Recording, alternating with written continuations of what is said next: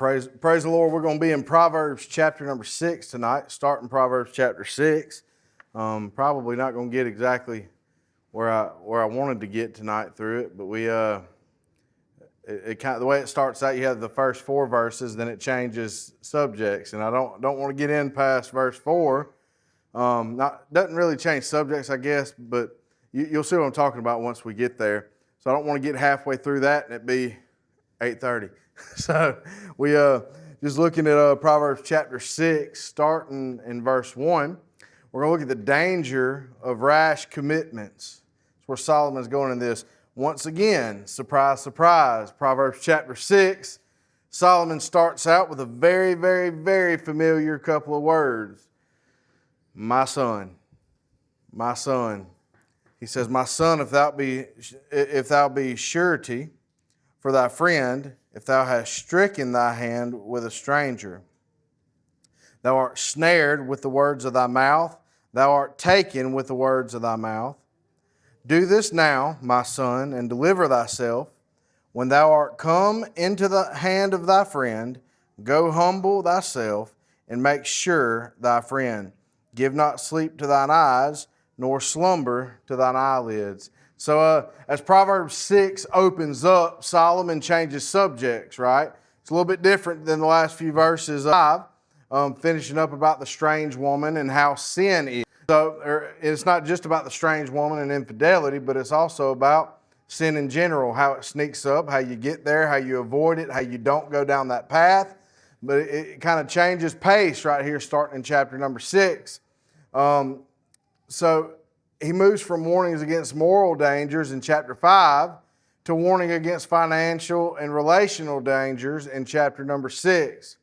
At first glance, if you're just looking at it, these verses seem to only be about co-signing a debt, something of that nature. While that's certainly the immediate context, if you get down to it, the principle reaches much further as you move on. Solomon is warning against making rash commitments and rash decisions, putting yourself under unnecessary bondage, and allowing your words to trap you. All right? So this passage teaches that wisdom thinks before it promises. So wisdom thinks before it promises.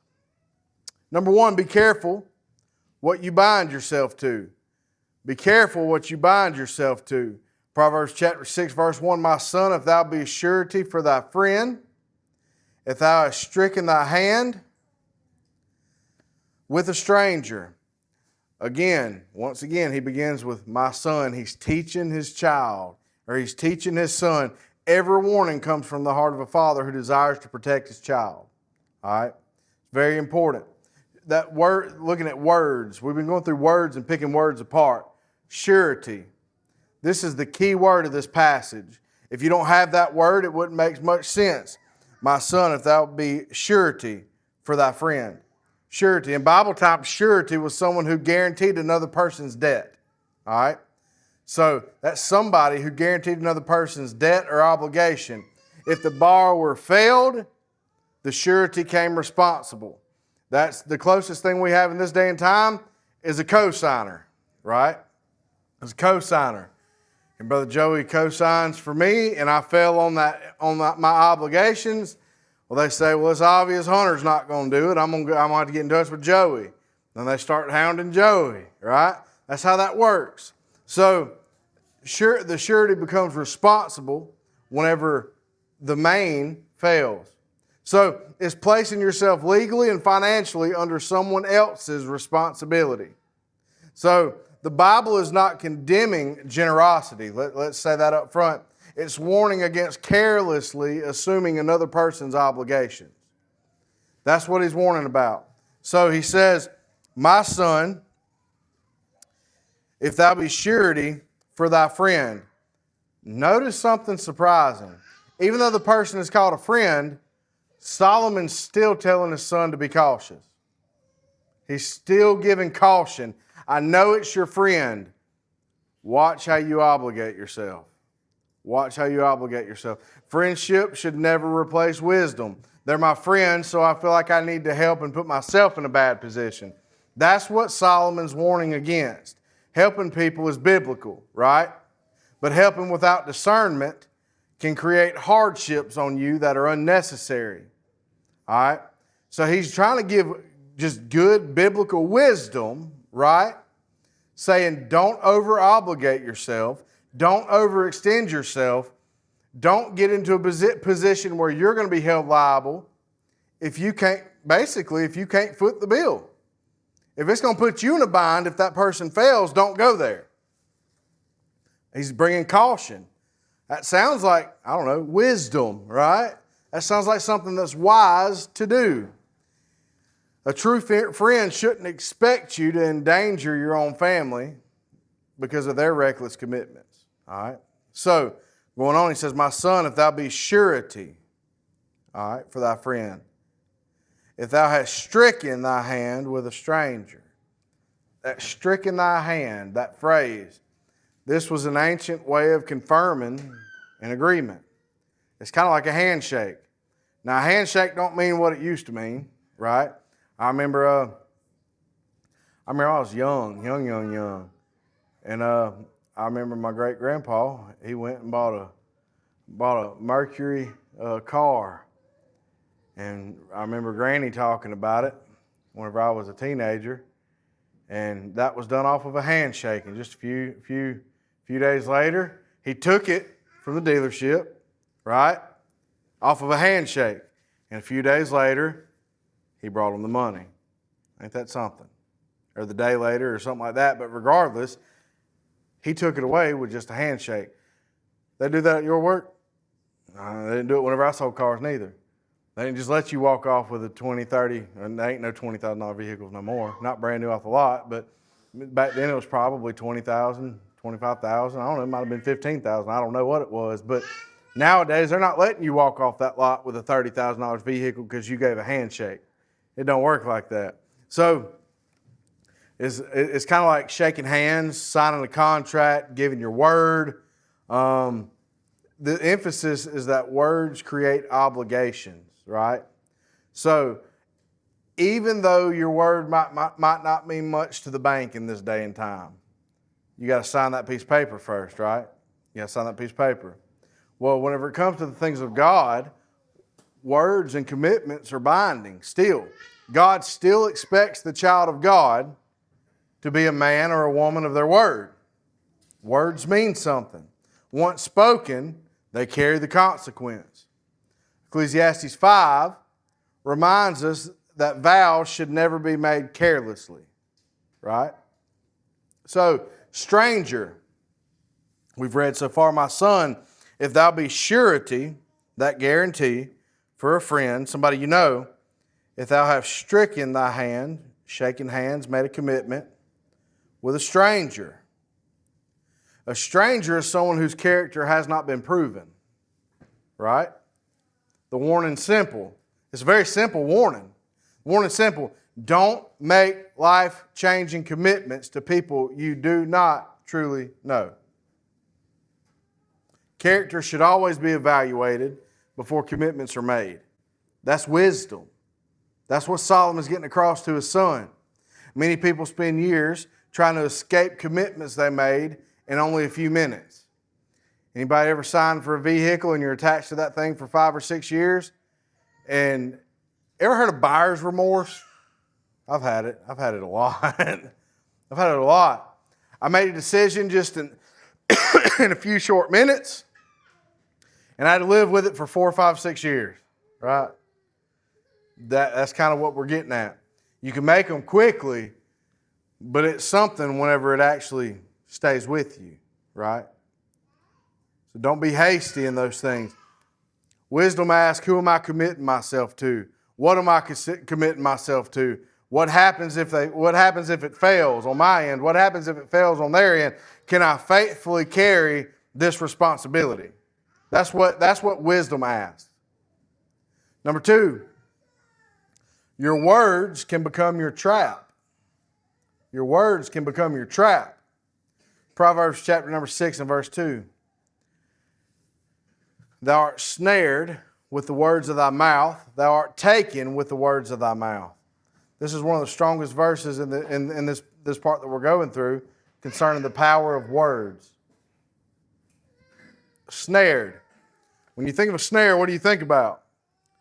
Think of a snare. When I think of a snare, just naturally, I think of something, a snare that's going to grab an animal's leg.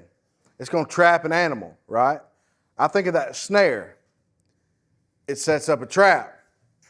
So a snare was a hidden trap used to catch birds or animals. That's what a snare is. Thou art snared, trapped, with thy words of thy mouth, and thou art taken with the words of thy mouth. The victim often never saw it. I don't know that maybe there has been, I don't know, but I don't know there's ever been a bird or a squirrel or a rabbit that said, hey, there's a trap. Let me go step in it, right? They always get caught off guard.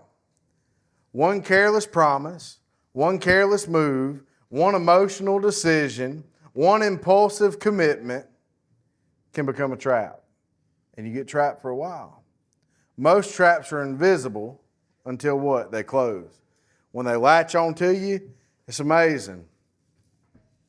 When you make that commitment, you might not think about it until it comes due. And they say, hey, where's that $275 you promised me this month? And the next month comes. Says, hey, where's that $275 you promised me this month? It continually happens. Most traps are invisible till they close. So, thou art snared with the words of thy mouth.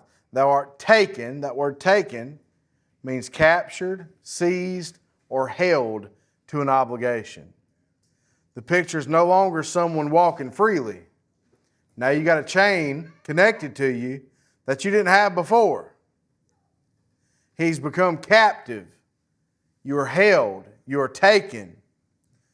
Nobody forced him. I want you to notice that. Nobody forced him to. It was all by his own doings. We can blame the salesman. We can blame the good deal. We can blame whatever we want to. But nobody held a gun to his head and said, I'm going to need you to make this commitment. You might have felt like it whenever you've been at a car dealership before, but it's kind of illegal here in America for a salesman to say, you signed that paper, right? Nobody's ever done that, but I'm sure we've all signed some papers that they didn't really make us do it. They didn't force us to. They might have put a little pressure, but you know, at the end of the day, who could have said no? This guy. This guy could have said no. This guy could have said no. His own words, his own obligation, his own willingness became the trap. Words.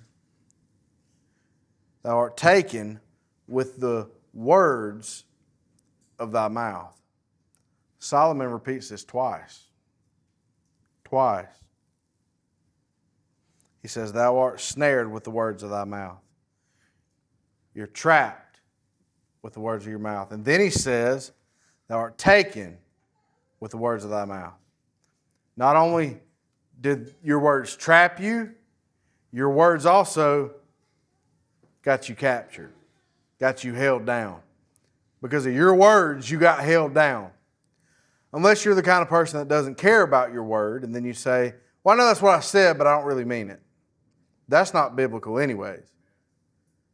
Is this or is this not what you said? Yes. That's legally binding in the eyes of God, whether you signed a piece of paper or not. That's a commitment. It was his own words. It wasn't anybody else's words. Scripture repeatedly teaches that words matter. Words matter. God created the universe by doing what? What did God do when He created the universe? He spoke. Words matter. Whenever you got married, what happened? You spoke. You said, do you do this? I do. It became binding, right? I do. Is it done when you kiss your bride or is it done when you say, I do? Yes, I do. Yes, I do. Kissing the bride ain't as special as what it used to be because Nobody keeps their lips off of each other now in this day and time. It's not the lips that bind it. It's the words that bind it. If it was the lips that bound it, more times than not, what ends up happening is they'd be married years before they ever said, I do. And that's still not right in the eyes of God either. Right? Is it the words that bind it? Or the lips? It's the words. It's the words. The words are what does it. God created the universe by speaking. Jesus said that men will give an account for every idle word. Word. They mean something to God. James says the tongue can direct the entire course of life. The tongue.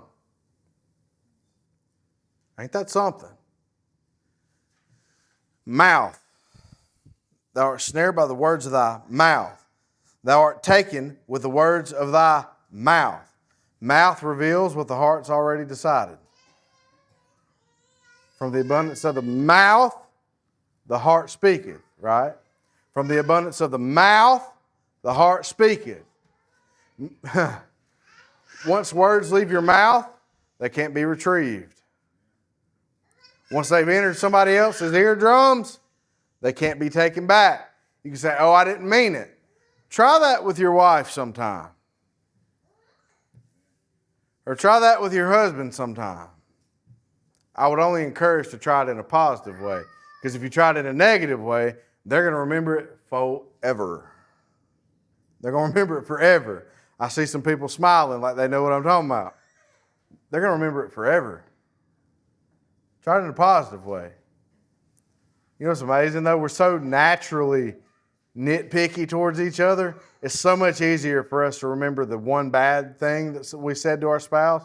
It's easy for our spouse to remember that. And they said 1,000 good things since they said that one bad thing, but they can't tell you half of the good things. I guarantee you one thing, son. They'll remember that one negative comment. And that's husbands and wives alike. Promises should always travel slower than emotions. They should always travel slower than emotions. Many people are trapped today, not by chains, but by promises that they made without wisdom. Think before you speak and pray before you promise. Think before you speak and pray before you promise. Humility is the first step towards freedom. Moving on, verse number 3. Word of God says, do this now, my son. He's still talking to his son. He said, do this now, my son, and deliver thyself. When thou art come into the hand of thy friend, go, humble thyself, and make sure thy friend. It's important. Notice Solomon doesn't merely diagnose the problem, but he gives a solution. He gives the solution. He said, do this now. All right, you're in this situation. He says, do this now. It's urgent. You find yourself, you're in this spot right now. I got a solution, but you don't do it later. You don't do it next week. You do this now. Need you to hurry. Show some urgency. I got something with my youngins, they'll say, I'm trying. I'm like, don't try, do, right? Do it now. Do it. He said, do this now. There's urgency. Don't procrastinate. The longer a problem remains, the more difficult it becomes to solve. Right? Delayed obedience usually multiplies consequences. That's usually how that happens.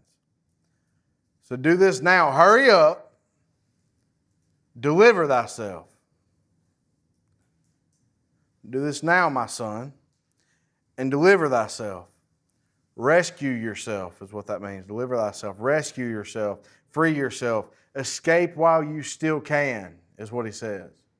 Solomon assumes the commitment has already been made. Now he says, do everything possible to get freed up from that commitment before greater damages occur. Hurry up. Get rid of it. Shed that burden. He says, deliver thyself. When thou art come into the hand of the hand of thy friend. When thou art come into the hand of thy friend. So come into the hand. What does that mean? This means you're now under another person's control or obligation. I can think of times in my life where somebody helped me or somebody did something for me and I owed them the world, it seemed like. All right? We shouldn't help out of the goodness of our heart and expect something in return. Are we helping to give and be helpful, or are we helping to receive an obligation from somebody, right? Now, this means you're now under somebody else's control or obligated to them. The argument, or let me rephrase that. The agreement has placed you in future service to that person. The agreement has placed you in future service to that person. Wisdom avoids unnecessary bondage. Wisdom avoids that unnecessary bondage. I got a buddy, a dear friend of mine, who he has a particular device that goes bang, right? And I try to help him. And I've tried to work it out with him. I've tried to do everything I could. Say, brother, how about this? How about I come help you and you take $500 off that thing that goes bang? And then after I do that, didn't you say your mama and daddy's going to need something done later? How about we work it out and you take another $500 off that thing that goes bang? And he wants about $2,000 for that thing that goes bang, and I ain't paying him $2,000. I'll work it off. I'll do whatever I need to do, right? Would you believe that sorry rascal says, no, you just save the money and give it to me all at once? I'm like, that's sorry. I'm like, man, shame on him. But that's wise on his part, I do believe. It's wise on his part. What if his house burns down? He don't want to be obligated to give that back to me. What if something happens? I understand. So wisdom avoids unnecessary bondage. And knowing how it works out for me, he's probably going to watch this and say, see, brother, I told you I didn't need to give that to you. That's how it's going to work. But he continues on, do this now, my son, and deliver thyself when thou art come into the hand of thy friend, semicolon, go. Sister Joni, you smarter than I am, sister. Would you say that's a verb? Say that's a verb. Sister Robin, you say that's a verb? I say that's a verb. What's a verb? Verb is an action word. It means that there is something that is put into action. It's not passive. He says, chill out, hang on for a minute. That's not what he says, is it? He said, humble, go. He says, go, comma, humble. Repentance is more than regret. Repentance is more than regret, right? It involves movement. It involves action to get away, action to move away from it. He says, go, comma, humble thyself. This may be the hardest command in this passage, right? I don't know about y'all. Anybody ever got you? Like, oh, he got me. Man, he got me. You ever walked away from a situation where you feel like you got and was like, I think the best thing for me to do right now is be humble. Not this guy. On the inside, I get all kind of swolled up. I'll be like, that raggedy joker. I'll go sit there and sulk. I don't humble myself. I talk about how horrible that person is to myself for about 3 days. I might even talk to my wife about how horrible that person is. But you know what's hard for Brother Hunter when I feel like I got, or I feel like that buyer's remorse on whatever it is? I don't go and humble myself. I go and poor pitiful me myself. and talk about how raggedy they are. And if I don't talk about it, I've done felt it in my heart. I already have feelings about it. That's probably for me, and maybe for you, is when you feel like you've just been bound up and nobody did it to you other than you, right? Really, you made the commitment. You know who the raggedy one was? This guy. I didn't slow down. I didn't stop. I didn't pray. I didn't consider. I didn't go to God. I didn't go to His Word, and it's their fault. You know, that's how it works. Ain't that something? Humble thyself. Pride just says, I just hope everything works out. We'll make it work. And me and my wife's made some decisions in times past that said, we can make this work. That's what pride says when we want something. Wisdom says, I need to admit my mistake. I really shouldn't have did that. And oftentimes you've done made a commitment to somebody and it's too late to back up on it, right?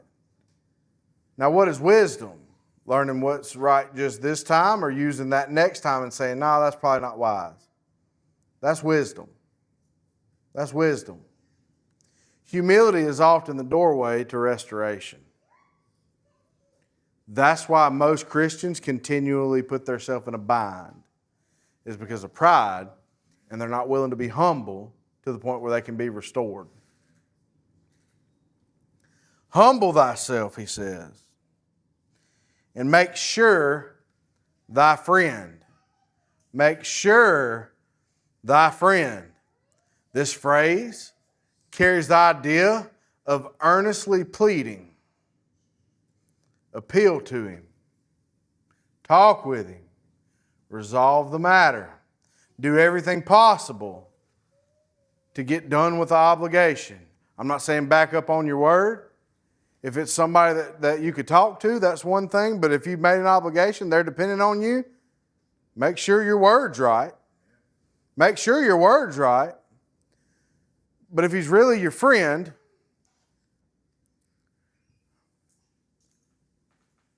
Brother Joey, I know me and you made this deal, brother. And I'm fully prepared to follow through with it. I'm fully prepared to follow through with it. And if it's going to hurt the way you view me and the way you think about me, I can keep it. But do you think you have somebody else, brother, that you might be able to sell that thing to? If not, I'm going to keep my obligation. I really prayed about it, and I should have prayed about it more soon. Humble thyself. Ain't that where we're going with that? Humble thyself. Don't be prideful and say, I've just got to do it. If he's really your friend, and Brother Joey says, you know, brother, I actually had a guy reach out to me today. I think Brother Joey would understand that. Make sure thy friend. Why do you think he says humble yourself? Go, take action. Can we agree on that? That's an action word. Go, humble thyself. Make sure thy friend. Make sure thy friend. You know what he says next? This is how serious it is. Give not sleep to thine eyes, nor slumber to thine eyelids. Don't wait. Me and Brother Joey make a deal, and Brother Joey sold me this nice microphone. Before I even got home, I realized that I didn't have $100 to spend on this right now. If I got to, I'm going to. Maybe Brother Joey's got somebody else he can sell this microphone to. Come to him out of a humble heart, brother. I probably shouldn't have did that. If it's going to put you in a bind, I can do it. He says, go, humble thyself. Brother, I'm sorry. I shouldn't have done that, brother. Humble thyself. Make sure thy friend. If Brother Joey says, brother, you've been gone from my house for 30 minutes and I done spent that thing.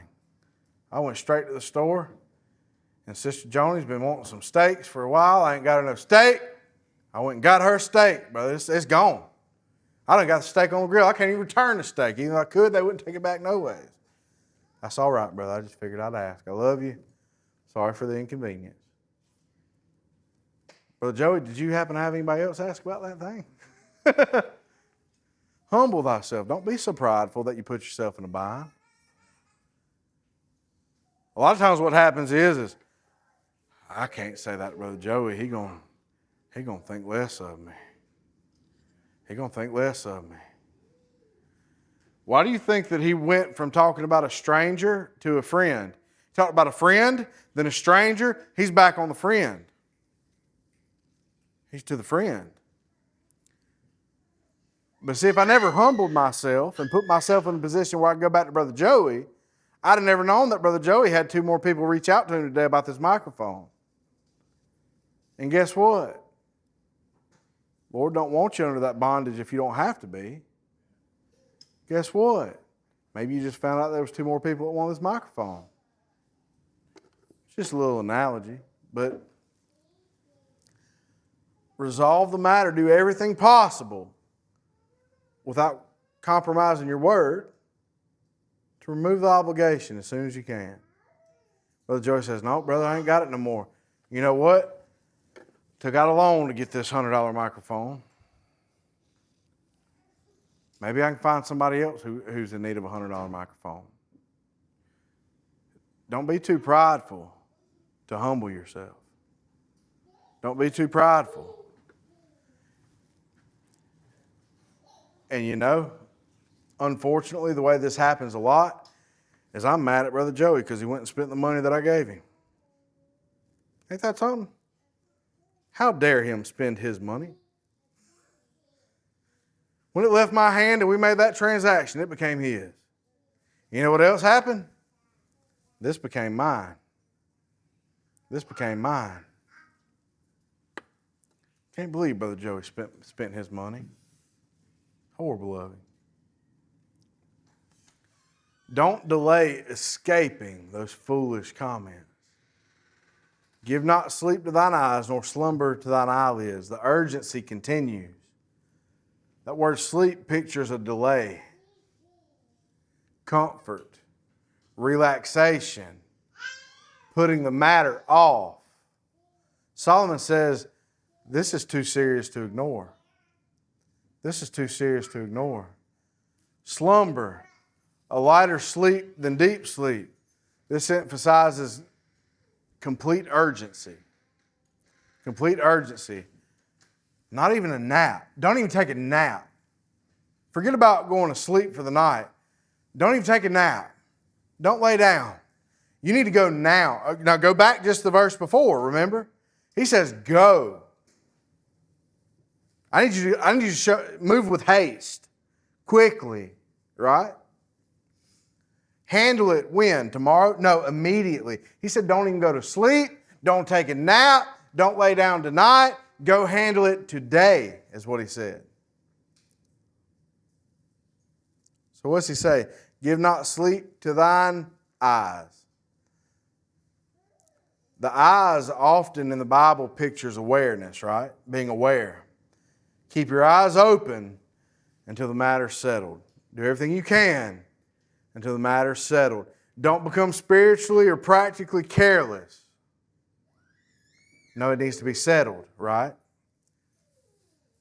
He said, give not sleep to thine eyes, nor slumber to thine eyelids. Eyelids. Even the smallest delay can increase the danger. The image is pretty vivid. This matter deserves your full, undivided attention. The matter involves your full, undivided attention. The spiritual principle, problems ignored rarely become smaller. That's what he's trying to get across to him. They usually become more expensive. They usually become more overwhelming. They usually become more overcoming. They start to overcome you more and more and more, and you feel like you're trapped and can't get out. That's why he says, if you can, go to your friend. Brother Joey co-signed on that loan Brother Leroy co-signed on that loan from me. Or I co-signed on that loan for Brother Leroy when Brother Leroy bought this from Brother Joey. Now brother, I know I co-signed for you, but it's going to put me in a bind. We need to make sure that this don't happen. Brother, I can't even sleep, brother. I just need to know that this is going to be all right. There's a way we can do this. Look, I got some work in the field tomorrow. You come help me. I help you. We get paid. We go pay that thing off. Let's get it done. Let's get it done. Some major truths from Proverbs chapter number 6, verses 1 through 4. Number 1, wisdom thinks before making commitments, right? Not every opportunity should become an obligation. Have you ever felt like a good opportunity is just something you can't pass up? It's too good of a deal to get along with. I ain't never going to find it ever again. And then this opportunity becomes an obligation that you can't get out of. My wife, she's going to skip for joy, man, when she hears me say this. She is going to skip for joy. Jessica, you'll never believe it. T-posts are $7 a post right now. I found somebody who's got them for $1 a piece. You'll never believe it. A whole $1. They're used. Ain't even no rust on them. They're all straight. Found 100 of them for $1. Usually the used ones are about $3. Jessica, you won't believe it. You got some money? Well, I got some money, she'll say. Brother Hunter don't have money.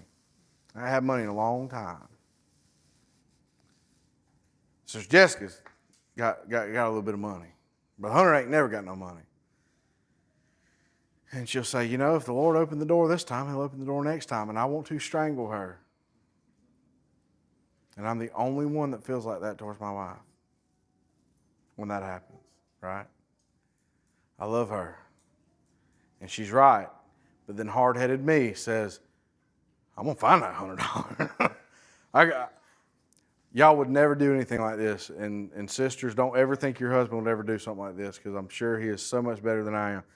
I start going through her drawers. I start going through the closet. I start getting ladders and looking in the top corners of cabinets. I just started looking for it. She's like, I knew that I was missing that money. Okay, she's eyeballing me, son.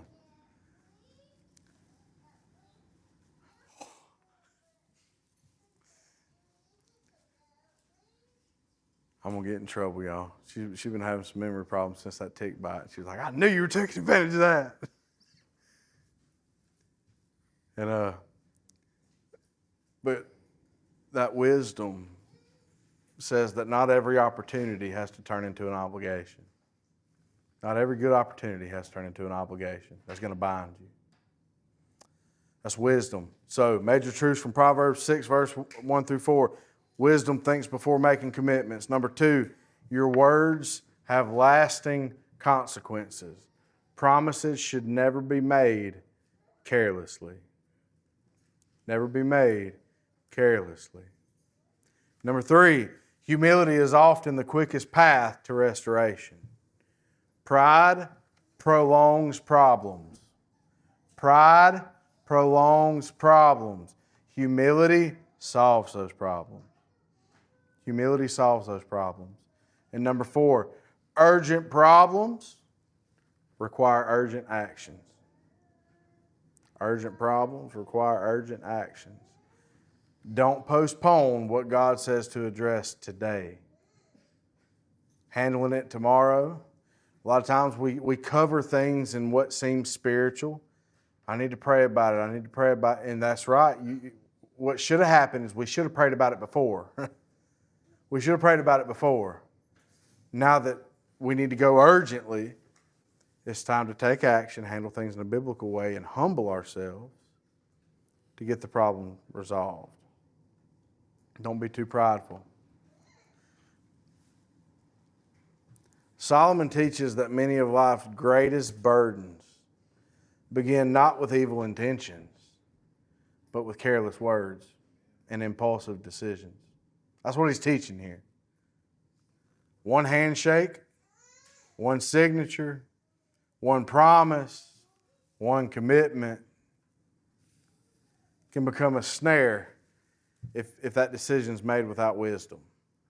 It can become a trap. God's wisdom reminds us that it's easier to prevent a trap than to escape one. Brother Leroy, you remember when you worked for me, brother? It's so much easier to prevent a problem than clean one up. So much easier to prevent a problem than clean one up. Every day of the week, I'd rather prevent one than clean one up. God's Word teaches, God's wisdom teaches and reminds us that it's easier to prevent a trap than it is to escape one. Proverbs 6:2, thou art snared with the words of thy mouth, and thou art taken with the words of thy mouth. A wise believer is not known by how many commitments he makes, but by how carefully he makes them and how faithfully he keeps those that honor God. That's what he's known by. Brother Joe, you mind getting this verse on, brother?